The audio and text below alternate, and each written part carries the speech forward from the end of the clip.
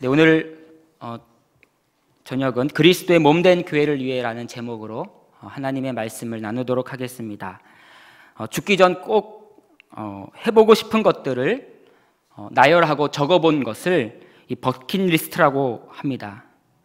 혼자 여행을 떠나보는 것, 번지점프를 한번 해보는 것, 악기를 배우는 것, 모르는 사람에게 도움을 주는 것, 케이크를 한번 만들어 보는 것, 평소에 바빠서 해보지 못한 것들을 죽기 전에 해봤으면 좋겠다라는 것들을 적어보는 것을 버킷리스트라고 하는 것이지요.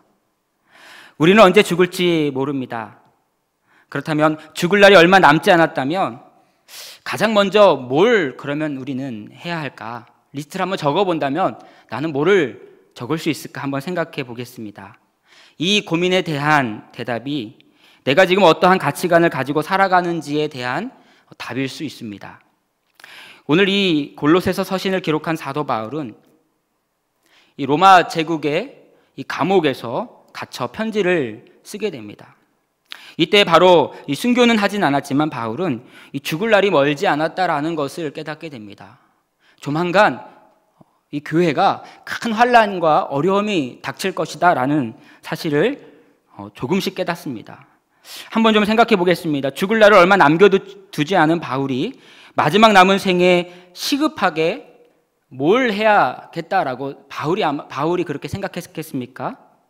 아마 저 같았으면 조금 더 즐겨보고 많은 것들을 경험해 보려고 했을 것입니다. 그러나 옥중에 갇힌 바울은 이렇게 생각했어요. 어떻게 하면 자신과 제자들이 개척한 이 교회가, 하나님의 교회가 흔들리지 않을 수 있을까? 이걸 고민했다라는 거예요. 그리스도의 몸된 교회가 많은 환난과 고난과 역경이 몰아칠 텐데 이러한 속에서도 넘어지지 않도록 교회를 어떻게 하면 이 옥중에서도 교회를 잘 세울 수 있을까? 이러한 것들을 마지막 남은 생애 동안에 고민하고 이것에 대해서 목표를 세웠다라는 것입니다. 이러한 그의 마음이 옥중 서신과 목회 서신 속에서 너무나 잘 드러나 있습니다. 우리가 살펴보는 이 골로새서는 오늘 우리가 읽은 이 앞부분에는 예수 그리스도가 어떠한 분인지에 대해서 잘 설명이 되어 있습니다. 이어서 그의 몸된 그리스도의 몸된 교회를 위해 자신과 교회의 성도들이 남은 마지막 생애 동안에 무엇을 바라보며 무엇을 향해 달려나가야 되는가에 대해서 오늘 우리가 읽은 본문은 말씀하고 있다는 것입니다. 오늘 우리는 바울이 그리스도의 몸된 교회를 위하여 오늘 이 시간 우리가 무엇을 해야 하는가, 이러한 겉면의 말씀을 이야기하고 있는데요. 우리가 세 가지로 우리가 정리해보고 우리도 나를 통해 교회가 더욱더 든든히 세워지며 나를 통해 우리의 지체들이 흔들리지 않고 우리 교회가 넘어지지 않고 더욱더 든든하게 세워지고 더욱더 완전한 성도로 세워지는 놀라운 은혜가 오늘 이 시간 있기를 주의 이름으로 간절히 축원합니다. 그렇다면 그리스도의 몸된 교회를 위하여 우리가 해야 할 것 첫 번째는요, 무엇인가? 첫 번째는 그리스도의 남은 고난을 내 육체에 채워야 된다라는 것입니다. 바울은 그리스도의 몸된 교회를 위하여 첫 번째 괴로움을 기뻐하고 남은 고난을 육체에 채워라라고 말씀하고 있습니다. 오늘 본문 24절인데요. 우리 24절 읽어봤지만 다시 한번 읽어볼까요? 나는 이제 시작.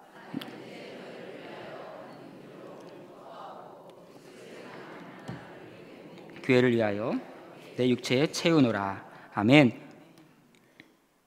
먼저는 바울이 골로새 교인들을 위해 받는 이 괴로움을 오늘 본문의 24절에 기뻐한다라고 말하고 있습니다. 사실 이 바울이요, 골로새 교회를 개척한 이 사람은 아니었습니다. 목회자는 아니었습니다. 그리고 또 바울이 또 골로새 교인들하고 또 얼굴도 본 적이 없는 그러한 성도들이었습니다.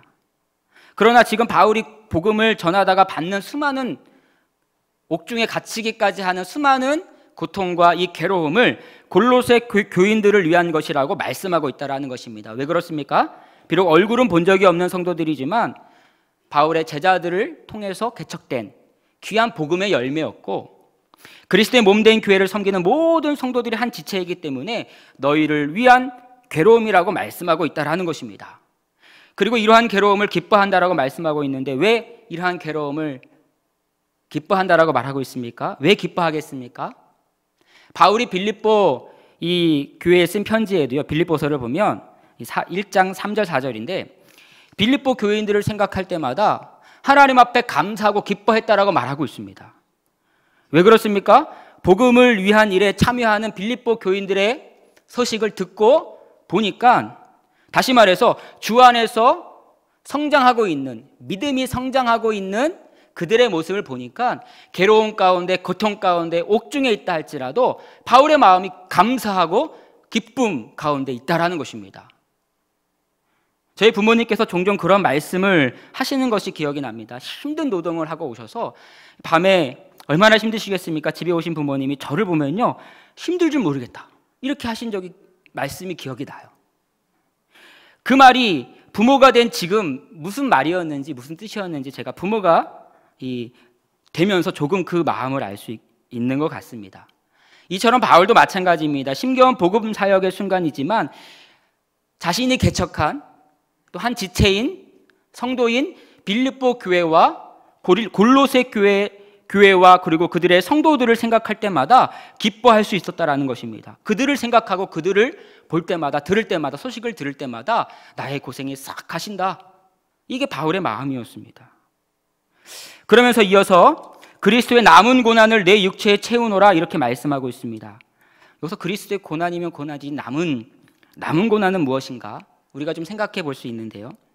예수님께서 고난을 우리에게 뭘 남기셨는가? 여러분, 뭘 남기셨습니까? 그리스도의 십자가의 대속 사역이 완전한 사역 아닙니까? 부족함이 없는 완전한 사역인데 부족함이 있는 사역인 것 같은 느낌이 드는 말이기도 하고요. 그 남은, 부족한데 그 남은 사역을 우리가 채워야 되는가? 이러한 생각을 해보는 그러한 말씀 구절이기도 한 것 같아요. 그러나 그러한 뜻이 아니라 그리스도의 남은 고난을 내 육체에 채운다라는 이 말씀의 뜻은요, 그리스도께서 받은 그러한 고난처럼 교회를 위한 고난을 바울이 마다하지 않겠다라는 것입니다. 어떻게 해야 그리스도의 남은 고난을 내 육체에 채울 수 있습니까? 그리스도께서 받은 고난처럼 교회를 위한 고난을 우리가 어떻게 받을 수 있겠습니까? 25절 상반절을 보면요, 일꾼이라는 단어가 등장하는데요, 성경이 말씀하시는 일꾼이 될 때에 이것이 가능합니다. 그리스도의 남은 고난을 내 육체에 일꾼이 될 때 채울 수 있다는 것입니다. 여기서 일꾼은 충성된 자여야 합니다. 고린도전서 4장 1절에서 2절을 보면 그리스도의 일꾼에 대해서 말씀하고 있습니다. 그리스도의 일꾼과 같이 맡은 자에게 구할 것은 무엇입니까? 충성이니라, 이렇게 말씀하고 있습니다. 일꾼이라는 단어의 이 원어 헬라어를 보면요, 이 히페르테스라는 단어인데요, 이 단어는 배 밑에서 노를 젓는 그러한 사람들을 지칭합니다. 밖이 보이지 않습니다. 배 밑에서 노를 젓는 사람들은요, 밖을 볼 수가 없어요. 어디로 가는지 토통 모르지만 앞에서 지휘하는 리더에 맞추어 저으라고 하면 힘차게 젓고, 잠깐 멈추라 그러면 잠깐 멈추는 자들이 배 밑에서 노를 젓는 자들, 바로 일꾼의 모습입니다. 이러한 자들을 바라보면서 바울이 일꾼에 대해서 이렇게 설명하고 있는 것입니다. 이러한 자들이 일꾼이며 이러한 모습이 충성된 자의 모습이다라는 것입니다. 충성은요, 종이나 군인들에게 잘 어울리는 단어입니다. 조건이 없습니다. 명령에 따라 순종하며 묵묵하게 순종하는 자들이 바로 일꾼이며, 이렇게 일꾼으로 우리가 섬겨 나아갈 때에 그리스도의 남은 고난을 내 육체에 채울 수 있다라는 것입니다. 얼마 전에 2020년 청년부 임원 선출이 있었습니다. 회장부터 이 회계까지 총 7명을 선출을 했는데 제가 개인적으로 이번 선출 과정을 보는 것이 좀 개인적으로 좀 마음이 좀 힘들었습니다. 후보로 추천된 많은 청년들의 대부분이 이제 후보가 추천이 되면 한마디씩 하잖아요. 학업으로 인해서 너무 바쁜 거예요. 또 취업 준비로 직장과 여러 사역을, 이 교회 많은 사역들 이유로 임원이 될 수 없다, 이렇게 이야기하는 우리 청년들의 이야기를 들었습니다. 한두 명도 아니고 대부분이 그렇게 말하고 서로 임원을 안 하려고 애쓰는 그런 모습을 보면서 그리고 심지어 임원이 된 청년들은 너무나 표정이 너무 슬퍼하는 거예요. 사실 그 모습에 굉장히 개인적으로 놀랐습니다. 너무나 귀한 자리인데 우리의 자녀들의 모습을 보면서 내가 청년부 사역자로서 내가 좀 잘못하고 있는 건 아닐까? 그러한 마음이 들었습니다. 한편으로는 우리 청년들이 이러한 임원의 헌신을 충분히 감당하고도 남을 하나님의 놀라운 은혜와 축복에 넘치기를 저는 개인적으로 기도했습니다. 그 한 주간 이러한 마음을 가지고 기도하면서 주일 청년부 말씀을 준비하는 가운데 제 마음 가운데 이러한 생각이, 이러한 마음이 들었습니다. 우리가 은혜가 넘쳐야, 때로는 은혜가 넘쳐야 헌신하는 거 맞지 않습니까? 그렇죠? 은혜가 넘쳐야 헌신하는 것인데 그것이 아니다라는 것입니다. 은혜가 넘쳐야 헌신하는 것이 아니라 헌신할 때에 은혜가 넘친다라는 것입니다.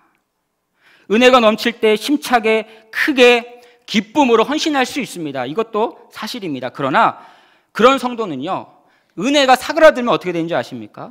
금세 그만두거나 불평하기 일쑤라는 것입니다.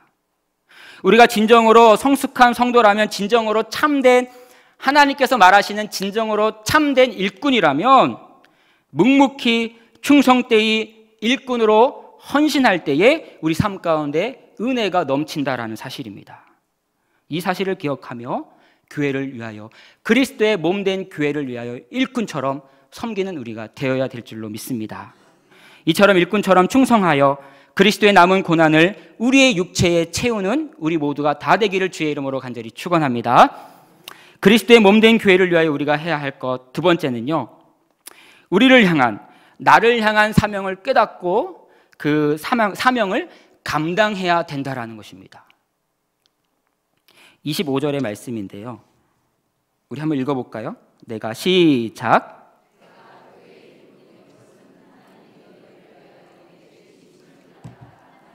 말씀을 이루려 함이니라. 아멘. 이 교회의 일꾼이 해야 할 일은 오늘 말씀대로 이 각자에게 허락하신 직분에 따라 하나님의 말씀을 이루는 것입니다. 하나님의 말씀을 이룬다라는 것이 무슨 뜻일까요?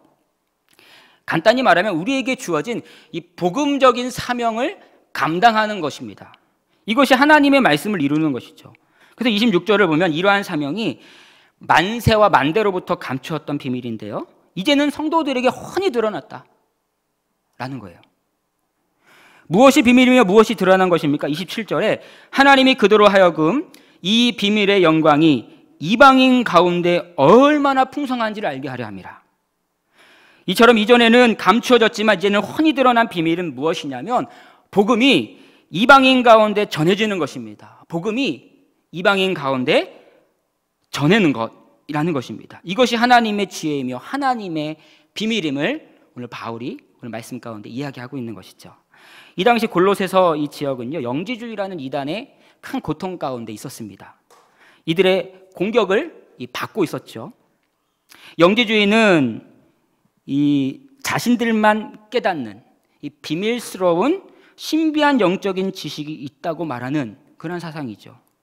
모든 사람들이 다 깨닫는 것이 아니라 비밀스러운 영적인 비밀이, 영적인 신비한 비밀이 있다고 말하면서 그리스도만으로는 부족하고 새롭고 신비한 체험이 중요하다라고 주장하는 자들, 성도들을 이런 잘못된 신앙으로 꿰는 자들이 영지주의자들이었습니다.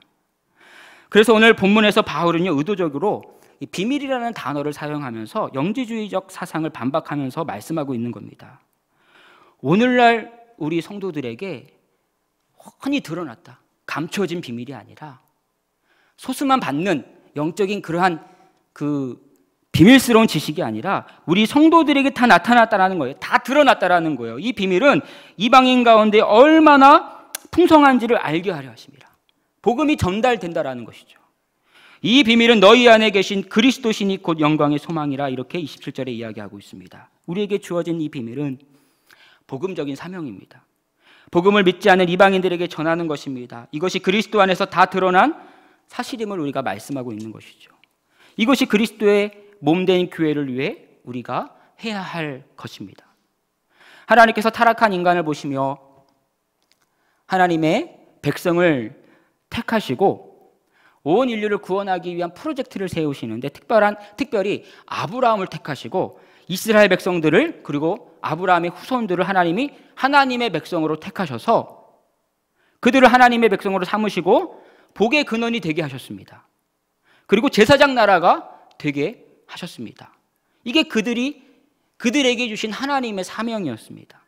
그러나 이스라엘 백성들은요, 이 사명을 깨닫지 못하고, 이거를 알지 못하고 먹고 살기에 바쁜 삶을 살았습니다. 하나님께 받은 복을 우리끼리 누리며 살기에 바빴다라는 것입니다. 하나님의 뜻을, 우리에게 주신 사명을 잊어버리고 살았던 그들의 모습을 우리는 구약 성경을 통해 너무나 잘 알고 있습니다. 그런데 바울은 어떻습니까? 이 사명을 깨닫고 목숨을 걸고 온 지역을 다니며 복음을 전하고 개척하며 온 성도들을 세우는 일에 목숨을 거는 그러한 일들을 잘 감당했습니다. 이것이 그리스도의 몸된 교회를 위한 것임을 알았기 때문입니다. 오늘날 우리가 살아가야 될 이유는 어디에 있습니까? 우리가 오늘날 살아야 할 방향은 어디에 있습니까? 그리스도의 몸된 교회를 위해 복음적인 사명을 오늘 이 시대에 우리가 감당하고 있습니까? 잘 감당하고 있습니까? 아니면 내 몸뚱이를 위해 살아가고 있지는 않습니까? 오늘 이 시대에 우리에게도 이 귀한 사명을 감추어 주신 것이 아니라 훤히 우리에게 보여주셨습니다. 그리스도의 십자가의 은혜를 보여주셨고, 또한 이 그리스도의 몸된 우리가 감당해야 될 사명이 무엇인지를 훤히 우리에게도 보여주시고 명령하셨습니다. 이번 주에 진행되는 새생명 전도축제, 한 영혼을 향하여 무관심하지 않는 우리 모두가 되길 간절히 축원합니다. 우리가 영혼을 품고 전도해야 될 이유는 우리의 사명이고 우리 교회에게 주어진 우리 교회의 존재 이유이기도 합니다. 오늘 이 시간 새생명 축제를 통하여 영혼을 품고 전도하고, 그리고 우리의 삶 속에서 항상 복음적 사명을 감당해서 그리스도의 몸된 교회를 위하여 살아가는 바울과 같이 그리스도의 몸된 교회를 위하여 헌신하는 귀한 일꾼들 다 되시기를 주의 이름으로 간절히 축원합니다.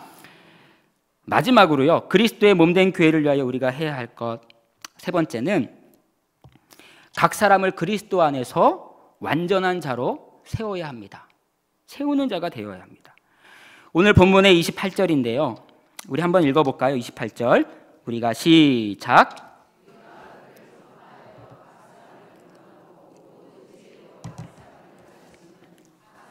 그리스도 안에서 완전한 자로 세우려 함이니. 아멘. 우리가요, 나만 서는 것이 아니라 누구를 세워야 됩니까? 옆 지체를 세워야 하고요, 또한 우리가 전도하는 전도 대상자를 완전한 자로 세우기까지 해야 합니다. 어떻게 하면 세울 수 있겠습니까? 잘 해야 되죠. 사랑으로 잘 섬기고 잘 해야 되는데요, 오늘 성경에는 뭐라고 등장하냐면요, 28절에 이 세 가지 동사가 등장하는데 첫 번째는요, 전파하여 세워야 합니다. 뭘 전파합니까? 예수 그리스도를 전파함으로 세우는데, 그리스도를 전파한다라는 것은 두 가지로 할 수 있습니다. 오늘 두 가지 뒤에 동사가 뭐냐면요, 권하고 가르침으로 한다라는 거예요. 오늘 우리가 전도하는 것도 중요하지만요, 전도하는 것으로 끝나서는 안 됩니다. 계속된 관심이 필요합니다. 그리스도 안에서 계속된 권면과 가르침이 필요하다라는 것입니다. 오늘날 우리는 우리의 전도 대상자들, 그리고 우리의 자녀들, 우리가 주일학교에서 가르치고 있는 우리의 귀한 학생, 우리 자녀들, 주 안에서 완전한 자로 잘 세우고 있습니까? 잘 전하고, 잘 권면하고, 잘 가르치고 있습니까? 교회에 데리고 오는 것 결코 쉽지 않습니다만, 완전한 자로, 그리스도의 하나님의 귀한 자녀로 완전한 자로 세우는 것, 이건 더욱더 힘든 일입니다. 구약의 이스라엘을 보면요, 아수르와 바벨론에 의해 멸망하게 되었던 가장 큰 근본적인 이유가 무엇입니까? 여러 가지 이유가 있었지만 가장 근본적인 이유는 무엇이냐면, 자녀들을 신앙으로 온전히 세우지 못했기 때문입니다.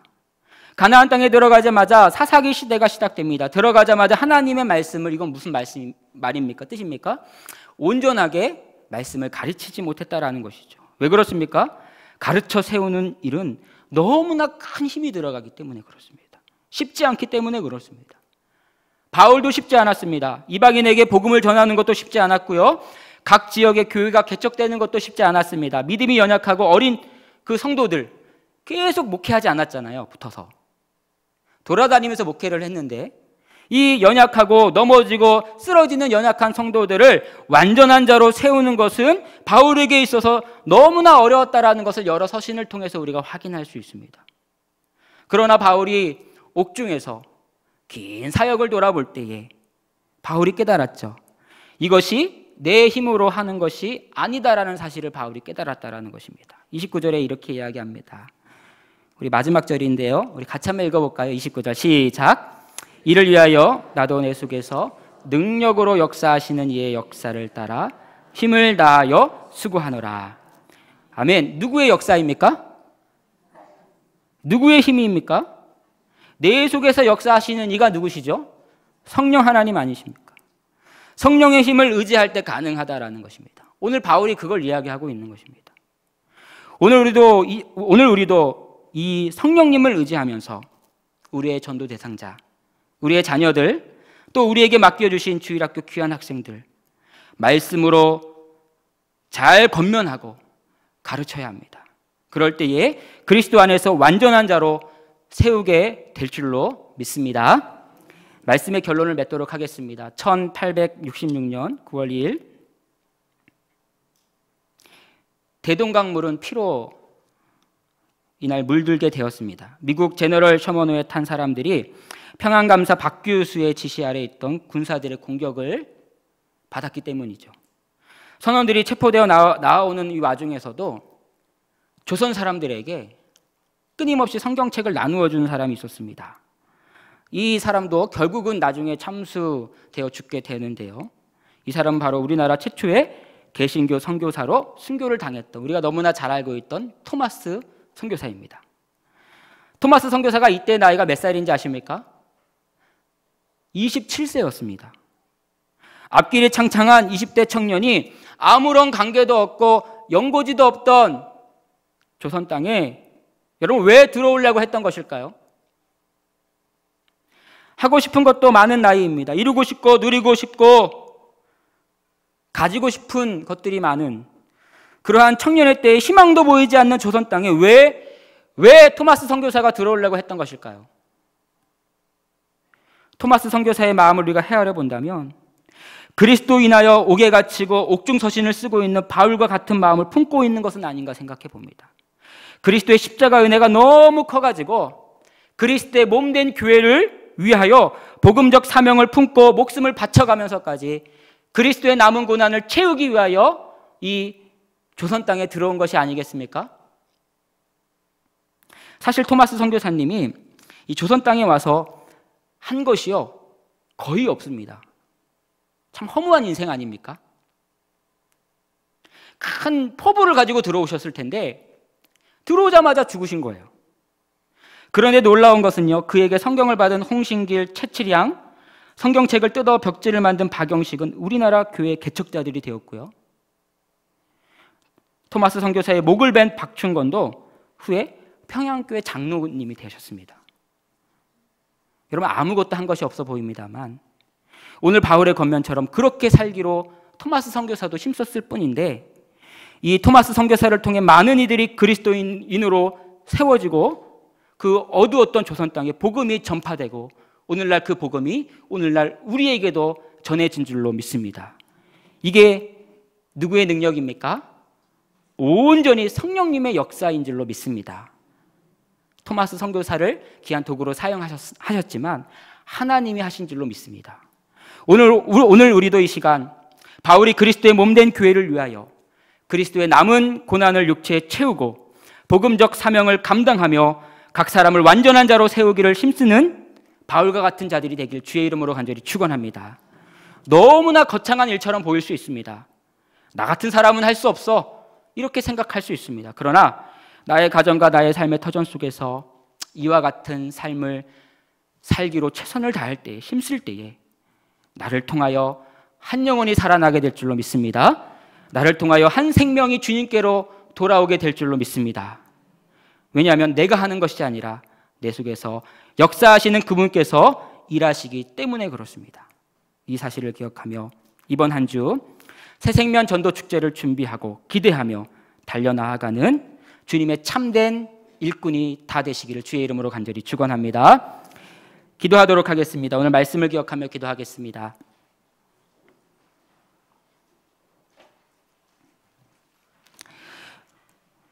우리도 바울처럼 토마스 선교사님처럼 그리스도의 몸된 교회를 위하여 살아갈 수 있도록 인도하여 주시옵소서. 우리도 그리스도의 남은 고난을 채우는 자가 될 수 있도록 인도하여 주시옵소서. 우리도 나를 향한 복음적 사명을 깨달을 수 있도록 인도하여 주시옵소서. 우리도 각 사람을 그리스도 안에서 완전한 자로 세울 수 있는 그러한 자가 되게 하시되 성령님을 의지하며 나아갈 수 있도록 인도하여 달라고 오늘 말씀을 기억하며 기도하도록 하겠습니다. 우리 수원영광교회와 특별히 새생명 전도 축제를 위하여 기도하겠습니다. 복음 전파의 사명을 힘있게 감당하는 교회 되게 하여 주셔서 이번 새생명 전도 축제를 위해서 온 성도들이 현재 24시 릴레이 기도를 하고 있는데요. 이 기도와 오늘 이 시간 우리가 기도하는 중에 있습니다. 긍휼히 여겨주시고 모든 기도 하나님께서 다 응답되게 하여 주시옵소서. 550여 명의 대상자들의 마음과 그 발걸음을 다른 곳으로 향하지 않게 하시고 교회로 향하게 하여 주시고 예배를 통하여 하나님을 경험케 되는 은혜를 이번 주일에 내리어 주시옵소서. 담임 목사님 장중에 붙들어 주셔서 하나님의 말씀을 온전히 잘 준비하게 하시고 대언케 하시고 이번 주 전하는 복음의 메시지를 통하여 이 대상자들의 인생이 변화되는 놀라운 역사가 있게 하여 주시옵소서. 영육의 강건함과 성령의 충만함을 기도해 주시고요. 또 많은 환우들이 있습니다. 기억나는 환우들 기억하시면서 기도하시고 각자 가지고 나오신 기도 제목들을 주님 앞에 간절한 마음으로 아뢰도록 하겠습니다. 기도할 때 우리 주여 한번 내주시고 뜨거운 마음으로 기도하도록 하겠습니다. 주여!